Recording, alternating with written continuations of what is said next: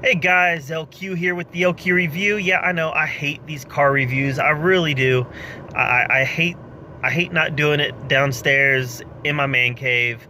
But when you live a busy life, you got to do it when you can do it. So so I've got my daughter in dance class. I'm out in the parking lot waiting for her to get done. So I figured I'd knock out my review of The Mandalorian episode 7. Yes, The Mandalorian Episode 7. If there's one thing that unites all Star Wars fans, it is our love for The Mandalorian. And we're going to have a Star Wars division party this weekend because you're going to have half the people yelling at half the people who like Rise of Skywalker are going to be yelling and saying awful things at the people who had the other half who dislike Rise of Skywalker, who are going to be yelling and saying awful things at the other half.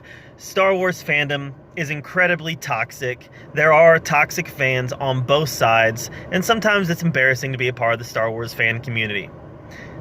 But The Mandalorian unites us all. This is the way. I've spoken. This was a great episode of The Mandalorian. It's my favorite episode yet, because finally we can see where they've been going. The last couple episodes, my biggest criticism with The Mandalorian has been we don't really know what the story is. Every episode has been very self-contained. We haven't really known what's happening, what his goals are, yada, yada, yada. Well, in this episode, it all became clear. It's heading towards the big finale against the Empire, the remnants of the Empire. And he goes back and he rounds up the people that he's worked with in the past, including Gina Carano's character and including Nick Nolte's character. And that was great. It was great to have both of them back. They were two of my favorite characters this season. And it was great hearing I've spoken again. It was and one of my highlights for this episode, I gotta talk about it.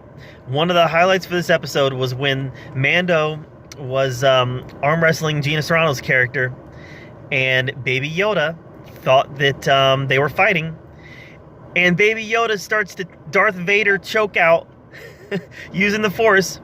He tries to choke her out like Darth Vader would. I loved it. I was like, look at this little baby. You don't want to mess with Mando. And then, Carl Weathers' character, I almost said Apollo Creed's character.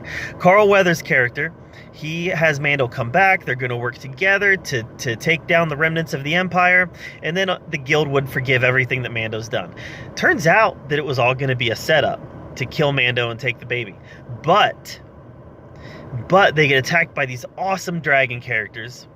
Carl Weathers gets injured very badly. And then Baby Yoda comes along, and this is something, as far as I can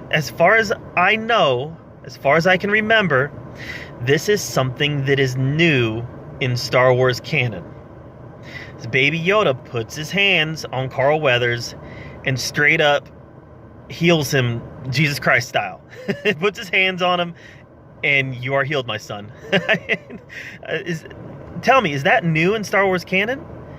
Has it ever been established that a Force user could do this in canon? I'm not talking about the EU stuff. I'm talking about in the current canon. I do not believe that has ever been established in any way. So if it has, let me know. Let me know what I've missed. I mean, maybe it's been established in a book. I've read all the Marvel comics, all the new Marvel comics, and I don't remember it ever being established there. So let me know if I've missed something. So they end up getting ready to take out the remnants of the Empire, including their client, who wants the baby, and they end up getting straight up surrounded. Now, Mando had a good plan. His plan was to have Nick Nolte's character take the baby and go to the spaceship.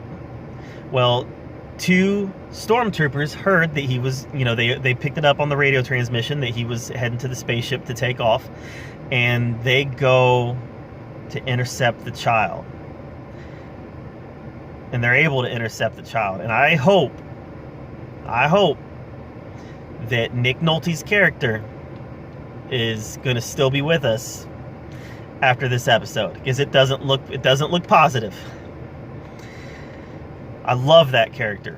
And I for some reason, like I said, I'm doing this on the spot in my car waiting for my daughter. So on the spot, I just can't remember his name, but I love the character. Love him so much. And I love that he used to work for the Empire, and that he's earned his freedom, and he's not indentured to anybody anymore. He's his own person. I love that about this character. He's got a very blue-collar, normal person feel to him, and I think that's great. I love the dynamic between him and Gina Carano's character. How she was a rebel, and he fought for the Empire. So I think that's great.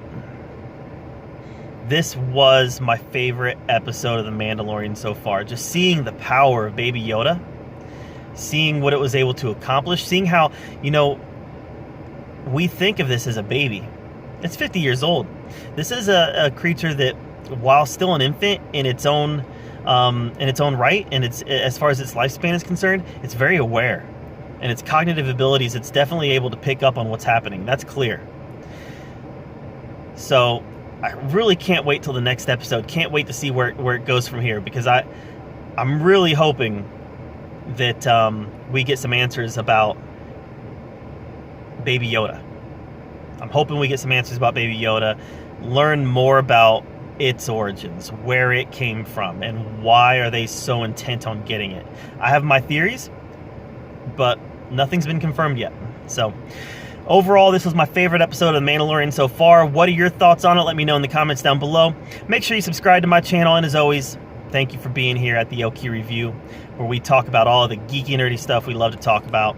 And until next time, we'll see you later.